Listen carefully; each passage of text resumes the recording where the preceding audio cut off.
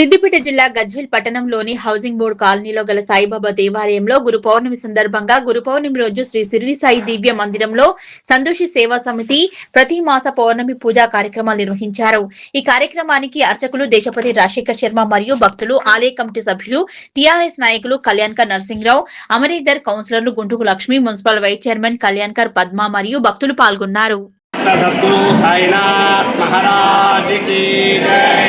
सद्गुरुनाथ भगवान की, दत्तात्रेय भगवान की, जगदंब विश्वपालिनी माता की।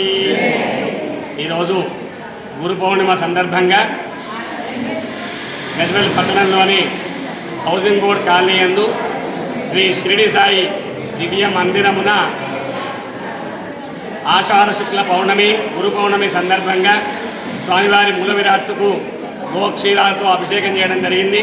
అలాగే సంతోషి సేవా పరిషత్ మహిళా బృందం చేత, షిరిడి సాయి సేవా సంస్థాన్ భక్త బృందం చేత లలితా సహస్రనామాలు, అష్టోత్తరనామాలు, శ్రావణ స్తోత్రం, అలాగే సాయినాథుని అష్టోత్తర శతనామ స్తోత్రం ద్వారా స్వామివారికి కుంకుమార్చన, పుష్పార్చన కార్యక్రమం చేసుకోవడం జరిగింది.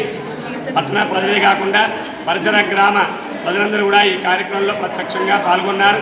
ఈరోజు ఈ పౌర్ణమి పూజలో అనంతరం వచ్చినటువంటి భక్తులందరికీ కూడా శ్రీ తోట మణిదీపరావు గారు అన్నప్రసాదాన్ని అందించారు.